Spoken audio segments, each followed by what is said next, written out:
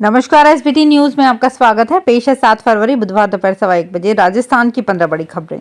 इस news bulletin के प्रायोजक हैं विनी केक एंड मोर। तो सबसे पहले एक नजर डालते हैं आज के हेडलाइंस पर।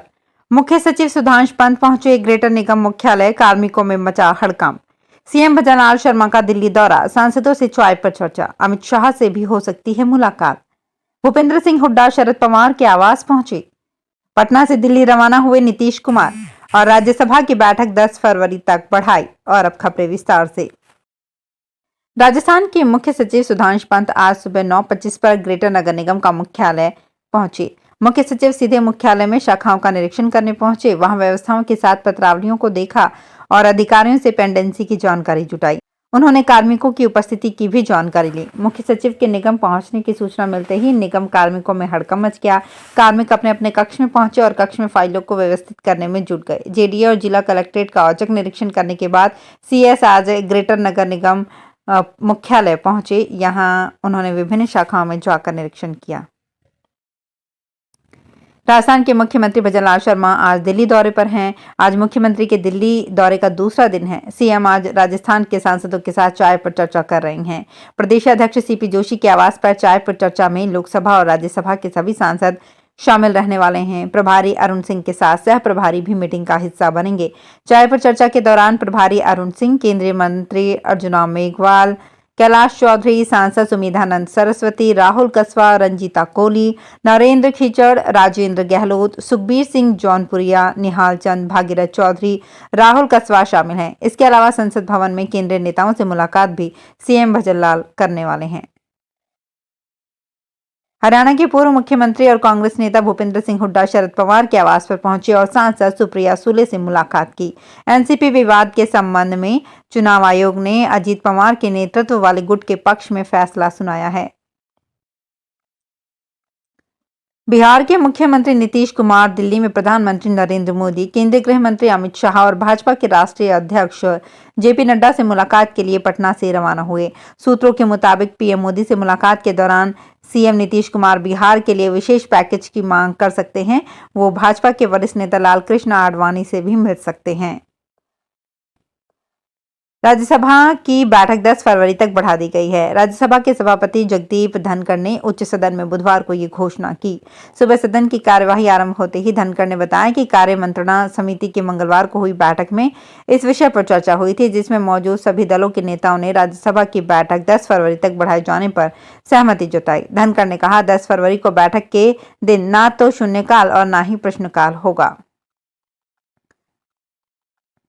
बीकानेर के केंद्रीय शुष्क बागवानी संस्थान द्वारा उच्च क्वालिटी का सब्जी बीज का वितरण किया गया। बीज लेने पंजाब, हरियाणा व राजस्थान के किसान आज सुबह से लाइन में लग गए थे। इस संस्था द्वारा साल में एक बार बीज वितरण किया जाता है। केंद्र पर तैयार किए सब्जी के बीज से किसानों की पैदावार और आमदनी अधिक होती है, इसलिए दूर दूर से किसान आते हैं और ऑनलाइन पेमेंट भी करते हैं। सवाईमाधोपुर जिले में व्यावसायिक भवनों और बहुमंजिला इमारतों का निर्माण तो धड़ाधड़ हो रहा है, लेकिन इस पर लगने वाले लेबर सेस को जमा कराने में होटल और बहुमंजिला मालिक नोटिस मिलने के बावजूद भी जमा कराने से बचते नजर आ रही हैं। विशेष तौर पर होटल संचालक सालों से लेबर सेस नहीं भर रहे हैं। इसी का नतीजा है कि श्रमिक अपने हक से वंचित होते नजर आ रहे हैं। निर्माण कार्य कराने के लिए कुल श्रमिक लागत का 1% सेस श्रम विभाग को देना होता है। विभाग की ओर से वसूली के लिए पिछले 2 वर्षों में 1287 लोगों को दिया जा चुका है, जबकि वित्तीय वर्ष 2023-24 में अब तक 697 नोटिस जारी किए गए हैं। उत्तराखंड के पूर्व मंत्री और कांग्रेस नेता हरक सिंह रावत के मनी लॉन्ड्रिंग के मामले को लेकर ईडी ने बुधवार सुबह एक्शन लिया है। ईडी ने उनके उत्तराखंड, दिल्ली और चंडीगढ़ के कुल 12 ठिकानों पर एक साथ छापे मारे हैं। दरअसल 2019-20 में वो भाजपा की सरकार वन मंत्री थे। इस दौरान उत्तराखंड के पाखरो रेंज में कॉर्बेट टाइगर रिजर्व और कालागढ़ वन विभाग में हजारों पेड़ों को काटा गया था। इसके अलावा यहाँ अवैध निर्माण भी हुआ। इसे लेकर रावत पर अवैध निर्माण और मनी लॉन्ड्रिंग के आरोप लगे। राजधानी जयपुर में बढ़ते अपराधों को रोकने के लिए सरकार की ओर से नई पहल की जा रही है। बाजारों में लगे कैमरों के बाद अब कॉलोनियों में लगे सीसीटीवी कैमरों को पुलिस के अभय कमांड सेंटर से जोड़ा जाएगा, ताकि कॉलोनी में होने वाले अपराधों पर सीधी मॉनिटरिंग हो सके। ये निर्देश मुख्य सचिव सुधांश पंत ने मंगलवार को प्रदेश के कलेक्टरों को दी। आदेश के बाद शहर की करीब 20,000 कॉलोनियों में सीसीटीवी कैमरे से जुड़ जाएंगे। हालांकि राजधानी के अधिकतर कॉलोनियों में सीसीटीवी कैमरे नहीं लगे हुए हैं, लेकिन शुरुआत में जिन कॉलोनियों में सीसीटीवी कैमरे लगे हुए हैं उन्हें सेंटर से जोड़ा जाएगा। वाहन चोरी की बढ़ती वारदातों पर रोक लगाने के लिए केंद्र सरकार ने वाहनों पर हाई सिक्योरिटी नंबर प्लेट लगाना अनिवार्य कर दिया है।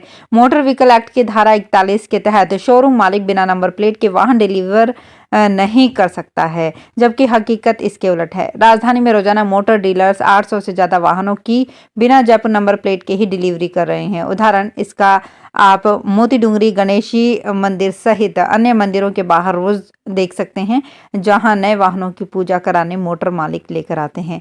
मंदिर आने वाले अधिकतर नए वाहनों पर नंबर प्लेट की जगह केवल एक कागज का टुकड़ा चिपका होता है, जिस पर वाहन का रजिस्ट्रेशन नंबर लिखा होता है।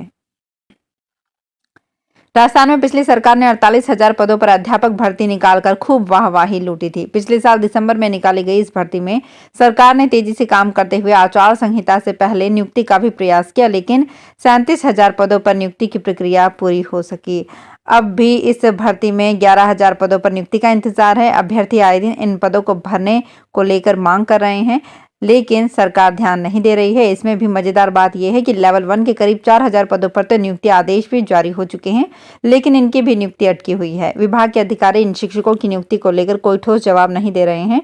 शेष 7,000 पद खाली पड़े हैं। इनमें लेवल 2 के 5,500 पद और लेवल 1 के 1,500 पद खाली पड़े हैं। चयन बोर्ड को इन पदों को भरने के लिए परिणाम जारी करना है। आज 44 इंडियन फॉरेस्ट ऑफिसर्स के तबादले किए गए हैं। इसमें पिछले दिनों बाघिन T60 की मौत के बाद विवादों में आए मुख्य वन संरक्षक P काथिरवेल को रणथंभौर से हटाकर मुख्य वन संरक्षक भरतपुर के पद पर लगाया गया है, जबकि उनकी जगह APO चल रहे अनूप KR को रणथंभौर की जिम्मेदारी सौंपी है। रणथंभौर में तैनात उप वन संरक्षक मोहित गुप्ता को भी सरकार ने हटाकर जोधपुर DCF लगाया है। केंद्रीय मंत्री नितिन गडकरी ने मंगलवार को कहा कि चाहे किसी भी पार्टी की सरकार बने, एक बात तय है, जो अच्छा काम करता है उसे सम्मान नहीं मिलता है और जो खराब काम करता है उसे कभी सजा नहीं मिलती। गडकरी ने मुंबई में एक कार्यक्रम में ये बात कही। उन्होंने कहा, राजनीति में होने वाली डिबेट और चर्चाओं में सोच में अंतर होना समस्या नहीं है, समस्या है आइडिया की कमी होना। ऐसे लोग जो अपनी विचारधारा पर अडिग रहते हैं, ऐसे लोगों की संख्या कम होती जा रही है। पेटीएम पर आरबीआई की कार्रवाई के बाद कंपनी के CEO विजय शेखर शर्मा ने मंगलवार 6 जनवरी को वित्त मंत्री निर्मला सीतारमण से मुलाकात की। मीडिया रिपोर्ट के मुताबिक मामले में शर्मा ने वित्त मंत्रालय से मदद मांगी। हालांकि वित्त मंत्री ने आरबीआई की कार्यवाही को रेगुलेटरी मैटर बताते हुए शर्मा को डायरेक्ट आरबीआई से डील करने को कहा है।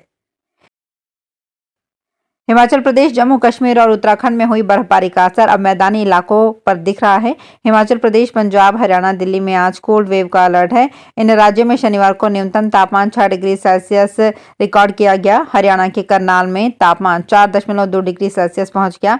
उत्तर MP, राजस्थान समेत उत्तर प्रदेश के कई इलाकों में सर्दी का दौर बना रहेगा। इन राज्यों में आज रात में तापमान 2 से 3 डिग्री सेल्सियस तक गिरेगा। तो फिलहाल इस बुलेटिन में इतना ही। फिर हाजिर होंगे कुछ और बड़ी खबरों के साथ।